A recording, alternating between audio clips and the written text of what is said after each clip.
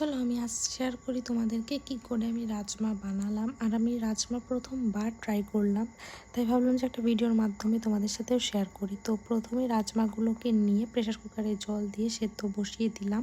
তো এখানে না বেশ কয়েকবার সিটি দিয়ে নেবে তোমরা। তারপর সেদ্ধ হয়ে গেলে কড়াইতে সর্ষের তেল দিয়ে জিরে দিয়ে নিলাম। তারপর পেঁয়াজ একদম কুচি কুচি করে কাটা ছিল, সেই পেঁয়াজ দিয়ে নিলাম। আর পেঁয়াজের মধ্যে একে একে হলুদ, জিরের গুঁড়ো, লবণ, লঙ্কার গুঁড়ো সব দিয়ে পেঁয়াজটাকে কষে নেবো যতক্ষণ না পর্যন্ত পেঁয়াজ থেকে তেল ছেড়ে দিচ্ছে। তারপর তেল ছেড়ে দিলে সেই রাজমাগুলোকে যে আমি সেদ্ধ করেছি ওগুলো ভালো করে ধুয়ে এটার মধ্যে দিয়ে দিতে হবে। আর রাজমাগুলোকে না ভালো করে ধুতে হবে, কারণ সেদ্ধর পরে না অনেকটা রং ওঠে। আর রাজমা আসলে বাঙালিদের খাবার না, এটা পাঞ্জাবিদেরই খাবার। তো এটা আমার বর শখ করেই কিনে এনেছিল খাওয়ার জন্য।